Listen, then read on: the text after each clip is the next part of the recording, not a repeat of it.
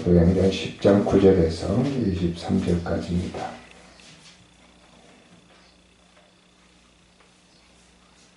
제가 봉독해 드리겠습니다.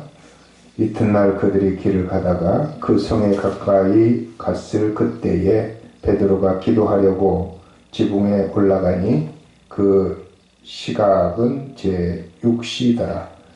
그가 시장하여 먹고자 하며 사람들이 준비할 때에 황홀한 중에 하늘이 열리며 한 그릇이 내려오는 것을 보니 큰 보자기 같고 내 귀를 메어 땅에 들이웠더라. 그 안에는 땅에 있는 각종 네 발 가진 짐승과 기는 것과 공중에 나는 것들이 있더라.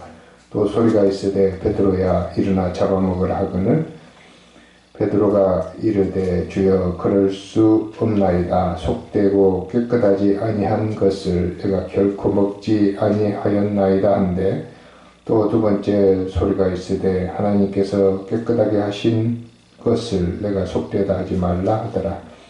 이런 일이 3번 있은 후 그 그릇이 곧 하늘로 올려져 가니라. 베드로가 본 바 환상이 무슨 뜻인지 속으로 의아해하더니 마침 고넬료가 보낸 사람들이 시몬의 집을 찾아 문 밖에 서서 불러 묻되 베드로라 하는 시몬이 여기 유숙하느냐 하거늘 베드로가 환상에 대해 생각할 때에 성령께서 그에게 말씀하시되 두 사람이 너를 찾으니 일어나 내려가 의심하지 말고 함께 가라. 내가 그들을 보내었느니라 하시니 베드로가 내려가 그 사람들을 보고 이르되 내가 곧 너희가 찾는 사람인데 너희가 무슨 일로 왔느냐. 그들이 대답하되 백부장 고넬료는 의인이요 하나님을 경외하는 사람이라. 유대 온 족속이 칭찬하더니 그가 거룩한 천사의 지시를 받아 당신을 그 집으로 청하여 말을 들으려 하느니라 한데 베드로가 불러들여 유숙하게 하니라. 아멘.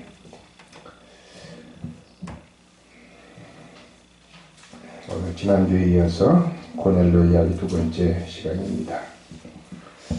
여러분 주보에 보시면 세이노의 신앙 이런 제목이 제가 붙였는데 이 세이노라는 사람 그 말이 무슨 말인가 아마 의아해 하실 줄로 압니다. 제가 지난 주일에 이제 그 책을 좀 살펴보다가 베스트셀러를 하나 봐야 되겠다라고 생각하고 검색을 했는데 그 베스트셀러가 그 세이노의 가르침 이게 일본어로 상당히 두꺼운 책이에요. 제목이 세이노의 가르침입니다. 그래서 이제 구매를 했는데 이 저자가 세이노예요. 저자가 세이노. 그럼 이 사람이 신앙인이냐? 뭐 신앙인은 아닌 것 같아요. 그런데 제가 세이노의 신앙 이렇게 붙이면 좀 어색하긴 한데 그 사람 이름으로 붙인 게 아니라 이 세이노의 뜻을 가지고 제목을 붙였습니다. 제가 이 책을 다 읽지는 못했습니다만 이제 서론하고 좀 처음에 읽다가 이제 말았는데 이 세이노라고 하는 사람의 가르침 이렇게 돼 있는데 이 세이노라고 하는 사람이 이 책을 썼는데 그게 필명이에요. 자기 정식 이름이 아니고 책을 쓰기 위해서 쓰는 필명. 왜 이런 이름을 썼느냐? 그 사람이 그 say no, 영어로 say no 하면 no라고 말하라 이런 뜻이거든요. no라는 대답을 하라는 거죠. 무엇인가에 대해서 자기가 반대 의사를 분명하게 밝히는 것. 그게 이제 say no입니다. 우리가 대부분 살아가면서 내가 정말 의사표현을 정확하게 못할 때가 많잖아요. 어떤 사람이 음식을 좀 권하면 내가 다 이제 먹었고 더 이상 먹으면 안 된다 그러면 노 해야 되는데 그렇지 못하는 게 우리들이죠. 그뿐만 아니라 우리가 살아가는 모든 세상 속에서 이 노 해야 될 부분에서 노를 하지 못해서 우리가 맡게 되는 여러 가지 안 좋은 일들이 참 많습니다. 그래서 이 책의 저자, 이 책의 내용이 다 그런 건 아니지만 이 책의 저자가 그런 의미에서 자기의 필명을 Say No라고 하지 않았을까 이런 생각을 해봅니다. 제가 이 저자의 그 약간의 그 자기 인생의 스토리를 이제 봤는데 거기에 보니까 이분이 자기 아버지 때에서 크게 실패를 해서 아주 바닥 인생이 되었는데 거기에서 이제 점차로 성공해서 큰 자산가가 되었죠. 그래서 그런 자산가가 된 이후에 인터넷 기고글에다가 자기의 그 삶의 이야기 그리고 자기의 생각을 단편적으로 썼는데 그게 많은 사람들의 호응을 얻게 되어서 자꾸 이제 책으로 출간하라고 하니까 거부하다가 이제 영리를 목적으로 아닌 사람에게 이 책을 출판하도록 허락을 했습니다. 그래서 나온 책이 이 책인데 그래서 영리 목적이 아니기 때문에 이 두꺼운 책이 6,500원입니다. 이제 대체적으로 이 정도의 책이 나오면 18,000원에서 20,000원 가까이 이제 하죠. 근데 7,000원만에 10% 할인하면 6,500원입니다. 그래서 그분의 생각이 참 건전하다. 그리고 이 사람의 사상, 이게 배울 점이 있다라는 의미에서 제가 잠시 묵상하다가 오늘 이 고넬료 이야기하고 매칭을 시키고 그래서 우리의 신앙도 Say No의 신앙을 가져야 될 필요가 있겠구나 이런 생각을 하게 되었습니다. 이분이 이런 자기 별명을 Say No로 붙이기까지 이 책에 나오는 여러 가지 이야기 중에서 몇 가지 제목만 본다면 여러분이 금방 짐작을 할 수가 있을 겁니다. 심청이는 효녀가 아니었다. 망년회를 하지 말라. 야망을 갖지 말라. 이런 제목들의 이제 작은 글들이 있어요. 이 제목만 봐도 여러분들이 알겠죠. 무슨 말인지. 일반적으로 알고 있는 상식, 그리고 전통적으로 내려오는 고정관념, 많은 사람들에게 그게 맞다고 생각하는 그런 생각들을 그대로 받아들이지 말고 그것을 한 번쯤은 거부하고 되새기고 노라고 하고 다시 생각하고 그렇게 했을 때 새로운 출발이 될 수 있다고 하는 이제 그런 뜻입니다. 우리는 살면서 아무 문제의식 없이 비판의식 없이 주변에 있는 모든 것들을 다 받아들이고 살다 보니까 너는 정말 루저야. 그러면 정말 자기가 루저가 되고 너는 틀렸어. 그럼 내가 틀린 사람이 되고 이제 그렇게 된다는 얘기죠. 그걸 거부하고 내가 내 나름대로의 생각을 펼쳐나가야 된다. 이제 그런 뜻이죠.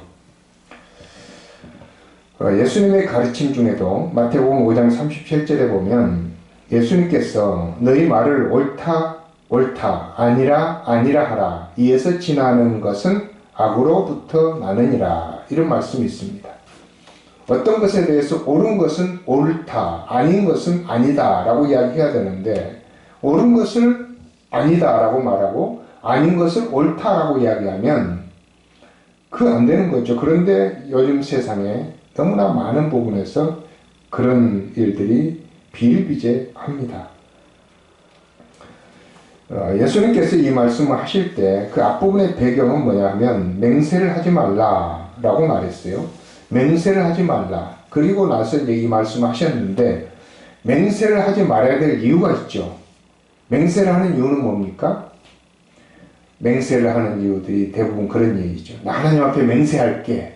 이렇게 하면서 자기의 어떤 약속을 한다든지 자기의 생각을 한다든지 손가락을 건다든지 뭐 이렇게 하잖아요. 어떤 사람은 뭐 이번 선거에 어떻게 되면 내가 지구를 떠나겠다. 내가 뭐 손가락을 자르겠다. 장을 지지겠다. 이런 말을 하는데 그것도 하나의 맹세죠. 그런 맹세를 하고 보니까 상황이 급변해가지고 그 약속을 지킬 수가 없는 거예요. 세상이 자기의 생각대로만 되어지는 게 아니기 때문에 맹세하지 말라. 예수님께서 그렇게 말씀을 하셨어요. 그 맹세하지 않기 위해서는 노를 할 줄 알아야 된다는 얘기죠.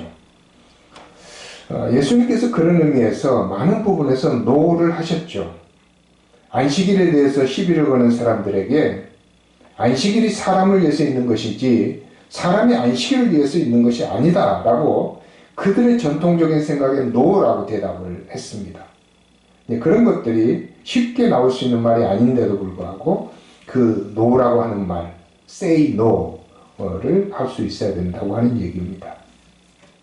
그런데 그 말은 노에만 있는 것도 아니죠. 때로는 yes 할 때는 또 yes라고 당당하게 말해야 됩니다.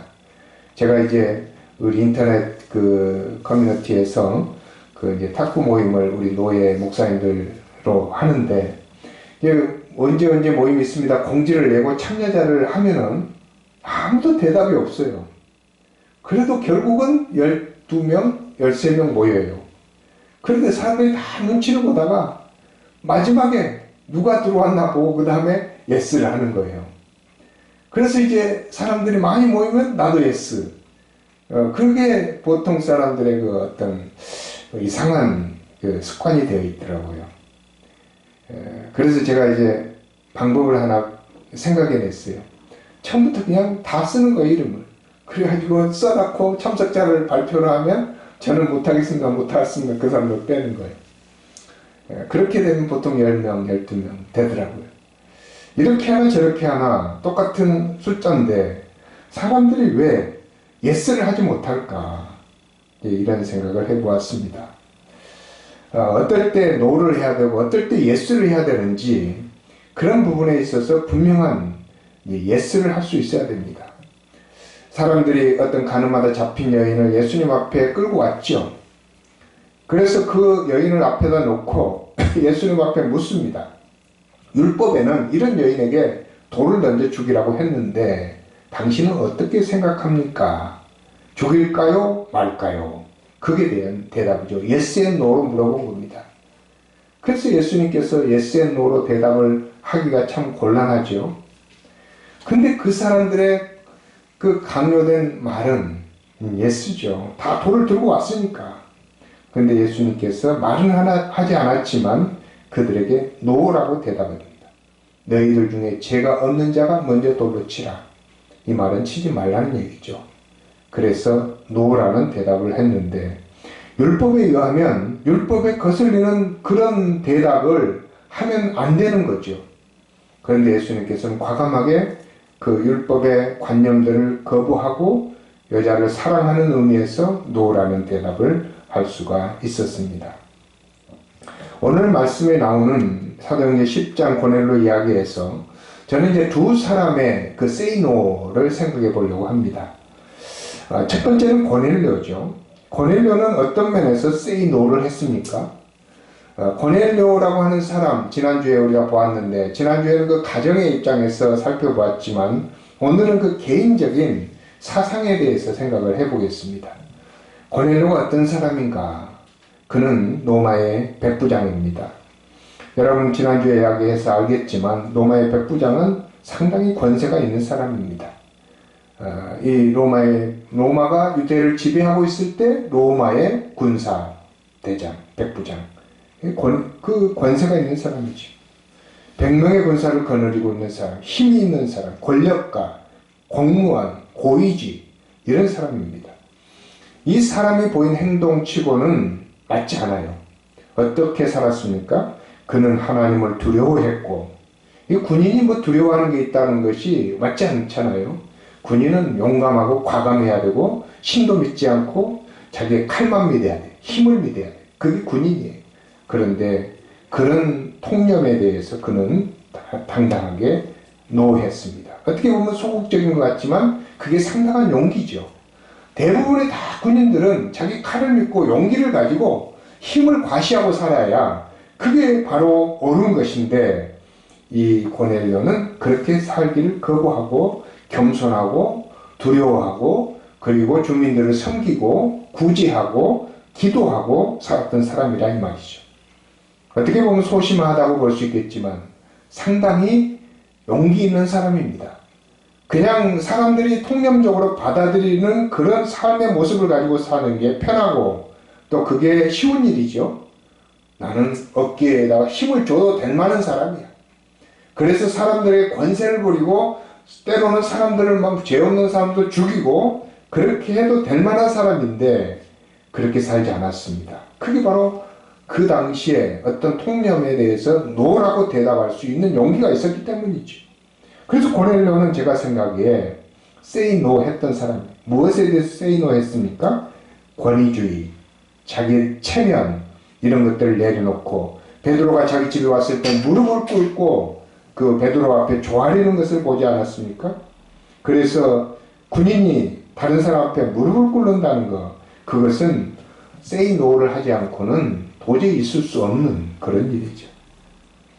그래서 우리가 살아가면서 때때로 우리들에게 권위가 주어지고 때때로 우리들에게 어떤 힘이 주어질 때 그것을 당당하게 거부하고 겸손하고 두려움으로 하나님을 섬기고 사람들을 섬기는 것도 용기가 필요한 거예요. 그게 세이노의 고넬료의 세이노의 신앙이다. 저는 이렇게 봅니다.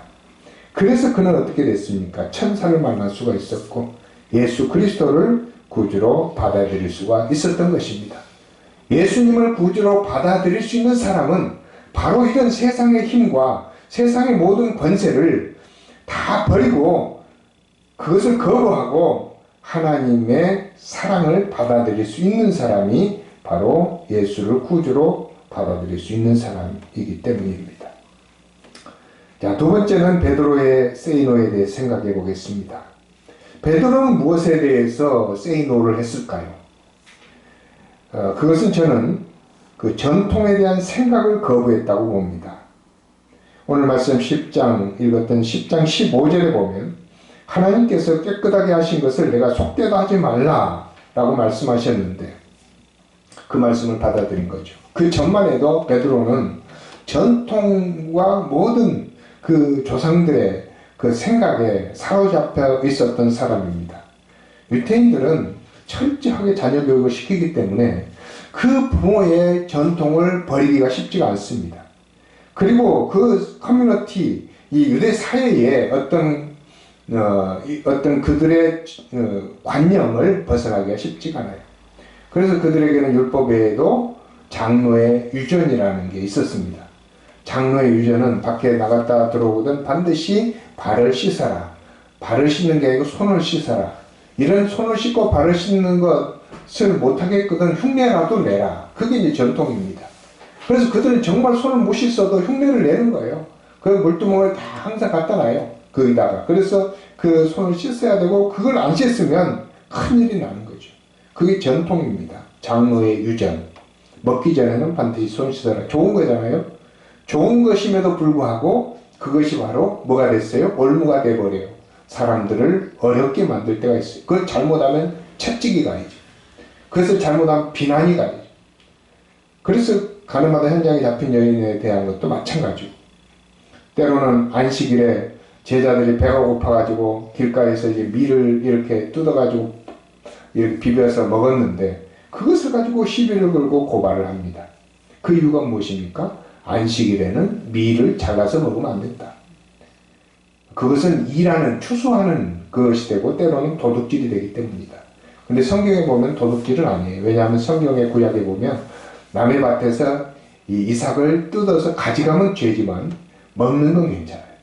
그리고 남의 밭에 이렇게 추수를 할 때 그 이삭 떨어진 것이 있어요. 그것은 추수가도 괜찮아요. 왜냐하면 너무 공공하고 어려운 사람들이 먹고 살게 하기 위해서 율법에 그렇게 정해놨어요. 그리고 밭에 추수를 할 때 한쪽 모퉁이 조그맣게 남겨놓으라고 그랬어요. 그 나그네들이 와서 뜯어가서 먹을 수 있도록. 이게 그게 율법이기 때문에 그것은 잘못이 아니지만 안식일에 했다는 게 문제가 되는 거예요. 안식일에. 그걸 안식일에 하지 못할 일을 했다. 그런데 그것이 사람을 올가매는데 거기에 대해서 예수님께서는 단호하게 사람의 생명이 안식일보다 중하다고 말씀하셨죠. 이 베드로는 그런 유대 전통 사회의 관념과 그리고 모든 관습에 젖어 있는 사람입니다. 그래서 그런 생각을 다 아무 비판 의식 없이 다 받아들이고 예스했던 사람이에요. 그래서 자기는 이방인들과 접촉을 하면 안 돼. 이방인의 집에 들어가서 음식을 먹으면 안 돼요. 이방인에는 전도할 생각을 못했어요. 왜냐하면 이방인에게 전도하려다 보면 밥도 먹어야 되고 말도 해야 되고 그러다 보면 부정을 타잖아요. 그러니까 그들은 업무적인 일만 하는 거예요. 예를 든다면 세금을 바친 거라든지 아니면 군대들이 와서 이렇게 지시하면 그거 따른다든지 그런 일만 하는 거지 인간적인 교류를 할 수가 없어요. 그런데 하나님이 갑자기 고넬료의 집에 가라고 하는 거 아닙니까? 너가 고넬료의 집에 가서 그 사람을 전도해라. 그랬을 때 이 베드로는 거기에서 이제 하나님께 노를 할 것인지 자기 전통에 노를 할 것인지 이 둘 중에 하나를 선택해야 되잖아요. 누구를 선택해야 되겠습니까? 하나님을 선택해야죠. 그래서 하나님을 선택한다는 것은 자기 전통, 자기 관념, 내려오는 장로의 유전 그런 것에 대해서 노를 할 수 있을 때 그 하나님의 음성에 순종할 수가 있거든요. 그래서 say no. 그 베드로가 자기의 모든 전통과 관념에 노를 할 수 있었다라고 하는 것입니다. 그게 베드로의 say no 신앙입니다. 여러분 우리도 그런 일들을 흔하게 맞이할 수가 있습니다. 여러분 우리가 교회에서 이제 요즘에 오후 예배를 드리고 때로는 우리 교회는 오후 예배도 안 드립니다만 처음에 우리 교회들이 오후 예배를 드릴 때 반대가 엄청 심했습니다. 왜냐하면 다 7시 저녁 예배를 드렸거든요. 근데 어떤 교회에서 오후 2시에 드린다고 그러니까 비판이 얼마나 심했는지 몰라요. 어떻게 저녁 예배를 없애고 오후에 드리냐? 인간 편의주의다. 그래서 다 빨리 집에 가려고 이제 그렇다고 해서 막 비난을 했어요. 그래서 그냥 안식일은 막 밤새 9시 이제 저녁 예배 끝나고 9시 되거든요. 9시까지 있어야 된다는 관념이 그게 전통이었어요. 근데 그게 사실은 전 세계적인 것도 아니고 성경에 나온 것도 아니고 율법도 아닌데 그냥 우리나라의 어떤 교회의 전통이 되어버린 거죠. 그 전통에 대해서 과감하게 노를 할 수가 없었던 거죠. 그래서 대부분의 교회에서는 그 전통을 따랐습니다. 그런데 한두 교회가 이제 시도를 했고 노를 했고 그래서 낮에 예배를 드렸는데 점점점 따라오는 사람들이 많아져 가지고 이제는 저녁에 드리는 교회들이 거의 없습니다. 저희는 또 오후 예배를 안 드리지 않습니까? 근데 제가 안 드렸더니 사람들이 조금씩 우리 시찰에서도 알게 되었어요. 그래서 지금 몇 교회에서 오후 예배를 안 드려요. 덕수교회도 지난번에 탁구대회 하러 가니까 오후 예배 안 드렸다고 그러더라고요. 그래서 오후 예배를 안 드리는 게 점점 늘어나요. 늘어나면서 이제 결국은 그게 좋은 현상인지 나쁜 현상이는 차치하고라도 우리가 노해야 될 부분, 그냥 무작정 우리는 비판 없이 모든 것을 다 받아들여야 된다고 하는 생각, 다른 사람 하니까 나도 해야 된다고 하는 생각, 그것에 대해서 노를 해야 된다는 얘기예요. 이 베드로는 그래서 사람들이 강요하는 생각, 그리고 우리 전통에서 나에게 주입된 생각을 노를 할 수 있었을 때 고넬료를 만날 수 있었던 것이고 이제 이방인 전도가 시작이 되었던 것이죠. 우리도 이 신앙생활을 할 때 이런 부분이 없는가 한 번씩 점검해 볼 필요가 있습니다. 그래야 새로운 출발이 가능하다고 하는 얘기죠. 이 책의 저자가 말하려고 하는 게 그겁니다. 자기는 이제 완전히 실패한 인생이 되었는데 실패한 인생이 되고 나서 어떻게 새롭게 재기할 수 있었는가. 자기가 많은 사람들이 다 받아들일 수밖에 없었던 그런 생각이 하나하나 노를 하기 시작했다는 거예요. 너는 이제 틀렸어. 우리 친구가 그런 말을 하더라고요. 지난번에 한번. 50이 넘어가고 60이 넘어가서 실패하면 재기할 수 없다. 뭐 그런 이야기를 하더라고요. 근데 그것도 하나의 관념이잖아요. 그 사람 생각이고 많은 사람들의 생각인데 그걸 노를 할 수 있을 때 할 수 있는 거잖아요. 새로운 걸 할 수 있는 거잖아요. 근데 노를 할 수 없으면 그 사람들의 관념에 내가 잡혀 들어가는 거죠.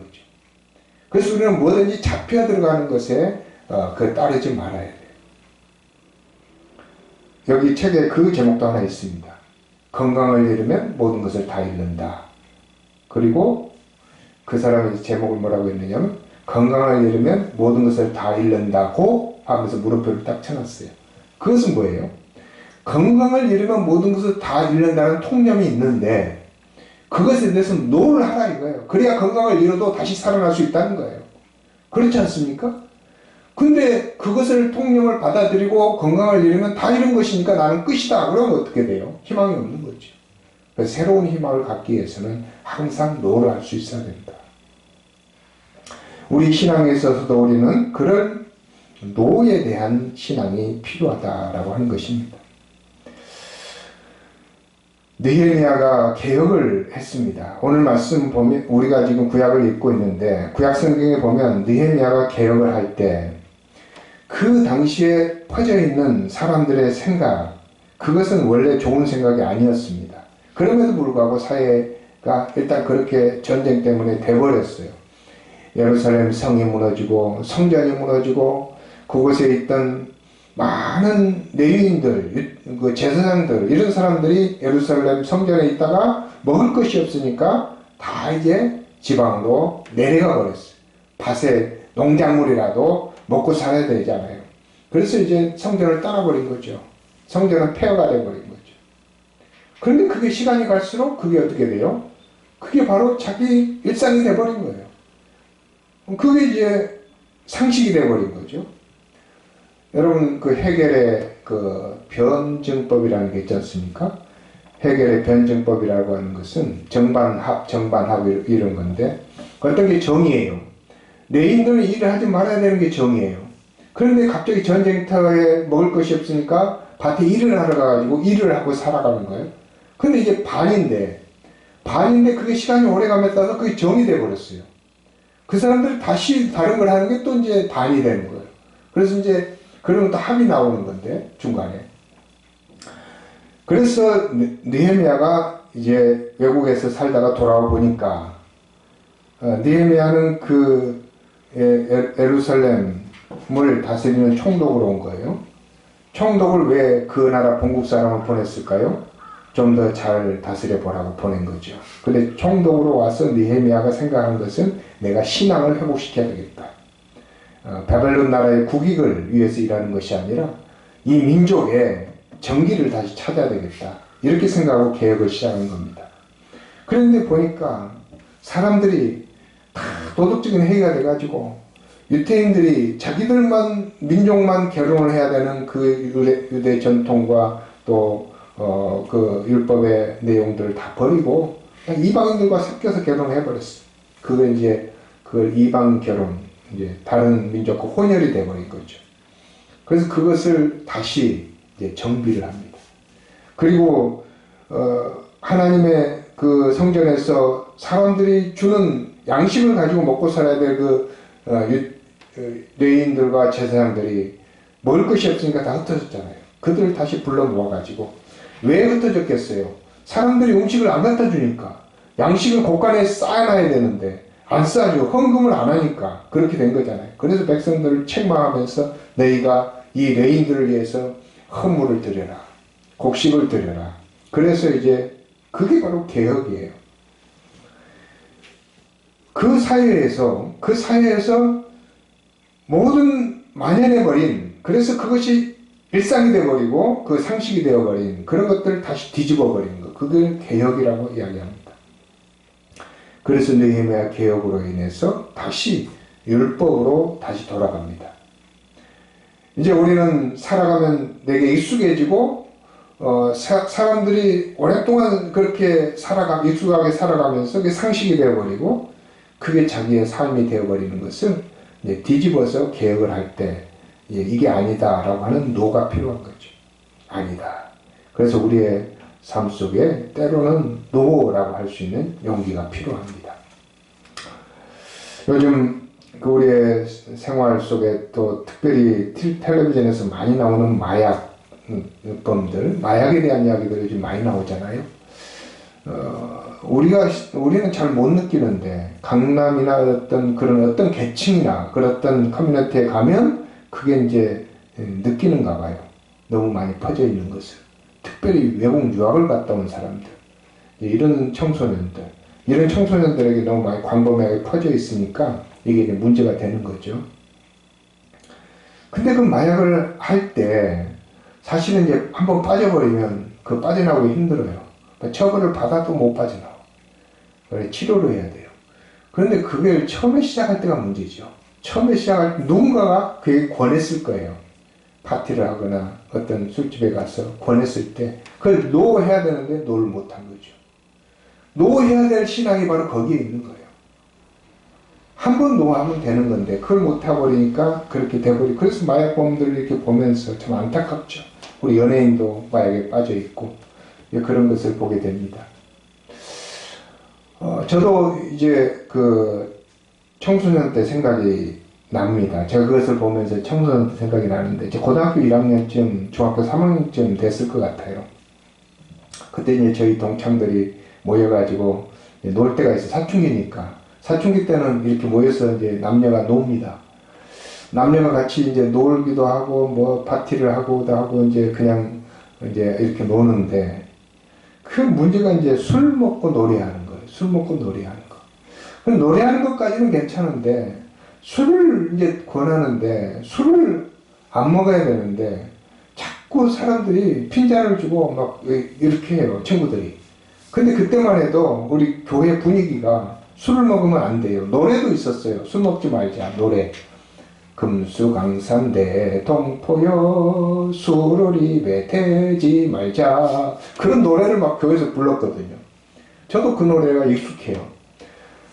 아, 마시지 말라 그 술. 막 그런 노래예요. 그게 후렴이 그래요. 근데 그런 노래를 교회에서 부르는데, 동창들하고 친구들하고 노는데 가서 술 먹으라고 그러는데 먹겠어요, 내가? 교회를 열심히 다녔는데. 그때 학생회장도 하고. 그래서 단호하게 거부를 하면서 막 뒤지게 싸웠어요. 막 한번 엎치락뒤치락 싸운 적도 있고. 그러니까 그 다음에는 술을 안 권하더라고요. 그렇게 한번 강하게 노를 하니까 안 권하더라고요. 근데 있잖아요, 우리가 이걸 노를 하지 못하는 경우에 흐물흐물 우리에게 들어오고, 그 흐물흐물 들어오는 것이 신앙을 흐물흐물 망가뜨립니다. 마약도 똑같습니다. 마약도 처음에는 한번 황홀한 경험을 내가 해볼까? 이렇게 생각하겠죠. 별거 아닐 거야. 하루 전에 딱 하는데 뭐 어때? 그래서 축제할 때 하루 전에 딱 해보면 기분이 너무 황홀하고 좋았을 거예요. 그런데 그게 한 번으로 끝나지 않고 두 번, 세 번 하면 내게 스물스물 들어와서 내 인생을 정복해버립니다. 완전히 빼앗겨버리는 거죠. 그게 바로 모든 신앙생활이 마찬가지입니다. 느헤미야가 개혁을 할 때 이스라엘 백성들이 다 그런 상태에 빠져 있었던 거죠. 전쟁통이라는 그 비명하에 그들이 모든 신앙을 하나씩 하나씩 무너뜨리고, 마치 예루살렘 성벽이 무너지는 것처럼 그들의 신앙의 벽이 다 무너진 다음에 이제는 이방 관습들이 다 들어와 버린 거죠. 이방 사람과 결혼을 하면 어떻습니까? 처음에는 내 신앙을 지키면서 나는 이 이방 여인과 성적인 또는 아니면 어떤 가족적인 그런 것만 누리겠다라고 생각을 하겠죠. 그런데 이방 여인이 가진 신앙이 점점 우리의 삶을 파고 들어오게 됩니다. 그래서 신앙이 무너지고, 그래서 솔로몬이 그래서 망한 거예요. 솔로몬의 신앙이 얼마나 좋았습니까? 초창기에. 근데 그가 이방 여인들을 많이 거느리면서 그렇게 되었던 것입니다. 여러분, 우리가 신앙에서 노를 해야 될 부분에서 노를 할 수 있는 것, 그게 바로 say no의 신앙입니다. 여러분 삶 속에서 당당하게 노를 할 수 있는 부분을 노를 할 수 있는 그런 생각을 해보십시오. 신앙적인 부분이 아니더라도 우리의 모든 사고를 무너뜨리는 그런 생각들, 너는 안 돼, 너는 루저야, 너는 못해, 이런 모든 생각들도 과감하게 노 할 수 있는 그런 우리들의 신앙이 된다면, 우리 하나님께서 내게 능력 주시는 자 안에서 내게 모든 걸 할 수 있다고 고백하는 사도 바울처럼 우리들에게 능력을 하나님이 주실 때 우리가 그 능력을 사용하기 위해서는 우리의 고정관념, 우리의 잘못된 생각을 노라고 하면서 몰아낼 때 우리는 하나님의 능력을 온전히 받아들일 수가 있습니다. 그 능력을 가지고 살아가는 자 여러분이 될 수 있기를 간절히 바랍니다. 기도하겠습니다.